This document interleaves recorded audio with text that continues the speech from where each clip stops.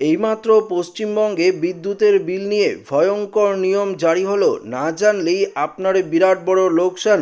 তো বন্ধুরা, কি নিয়ম জারি করা হলো অবশ্যই ভিডিওটিতে আপনাদেরকে ডিটেলসেই জানিয়ে দেব।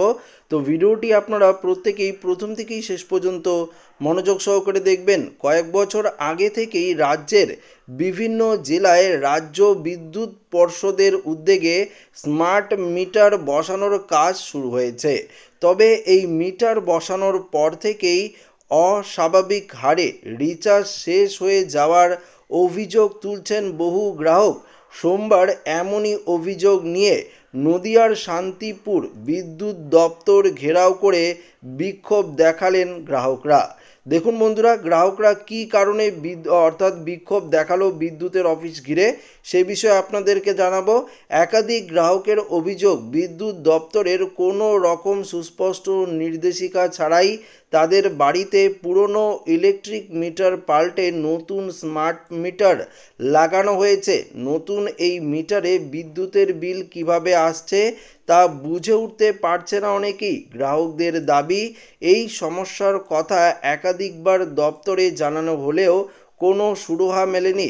অবশেষে বাধ্য হয়ে বিদ্যুৎ দপ্তর ঘেরাও করে বিক্ষোভ প্রদর্শন করেন ক্ষুব্ধ গ্রাহকরা। কী কারণে দেখুন, এখানে পরিষ্কার লেখা রয়েছে। স্থানীয় সূত্রে জানা গিয়েছে, গোটা শান্তিপুর এলাকা জুড়ে গত কয়েক মাস ধরে বিদ্যুৎ মিটার পরিবর্তনের কাজ চলছে। গ্রাহকদের অভিযোগ, এই বিষয়ে বিদ্যুৎ দপ্তরের তরফ থেকে তাদের আগে কোনো রকম তথ্য বা নির্দেশিকা দেওয়া হয়নি। হঠাৎ করেই বাড়িতে কয়েকজন কর্মী এসে পুরনো মিটার খুলে নতুন স্মার্ট মিটার বসিয়ে যান। এরপর থেকেই শুরু হয় বিপত্তি। স্মার্ট মিটারের নিয়ম অনুযায়ী মোবাইল রিচার্জের মতো আগে থেকে টাকা রিচার্জ করতে হয়। ন্যূনতম রিচার্জের পরিমাণ ধার্য করা হয়েছে 100 টাকা। কিন্তু গ্রাহকদের অভিযোগ, সেই 100 টাকা রিচার্জ করার পরেও অনেক সময় দেখা যাচ্ছে 1 ঘন্টার মধ্যেই রিচার্জ শেষ হয়ে যাচ্ছে। অনেকেরই দাবি, তারা কি পরিমাণ বিদ্যুৎ ব্যবহার করছেন এবং কোন হিসাবে টাকা কাটা হচ্ছে তা একেবারেই বোধগম্য হচ্ছে না। বিক্ষোভকারীরা গ্রাহকদের মূল দাবি, অবিলম্বে পুরনো যে ইলেকট্রিক মিটারগুলো ছিল সেগুলোকে পুনরায় চালু করতে হবে।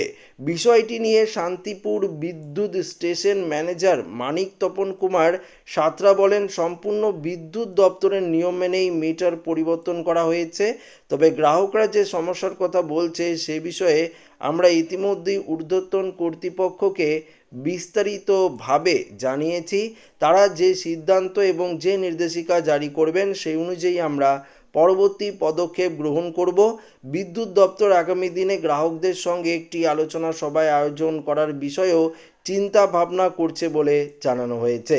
তো বন্ধুরা, আপনারা দেখতেই পারলেন যে পুরনো যে ইলেকট্রিক মিটার রয়েছে সেটা কিন্তু পরিবর্তন করে এবার সবার বাড়ি বাড়ি স্মার্ট মিটার লাগানো হচ্ছে। তবে দেখতেই পারলেন যে শান্তিপুরে কি ঘটনা ঘটেছে, যে 100 টাকা রিচার্জ করলে দেখা যাচ্ছে যে 1 ঘন্টার মধ্যেই বিদ্যুৎ পরিষেবা শেষ হয়ে যাচ্ছে। তো যদি এভাবে রিচার্জ করলে টাকা 1 ঘন্টার মধ্যেই যদি রিচার্জ শেষ হয়ে যায়, অর্থাৎ বিদ্যুৎ পরিষেবা যদি বন্ধ হয়ে যায়, তাহলে গরিব এবং মধ্যবিত্তদের একটা অনেক বড় সমস্যার কারণ হয়ে দাঁড়াবে। তাহলে অনেক টাকাই বিদ্যুতের বিল হিসাবে আপনাদের রিচার্জ করতে হবে।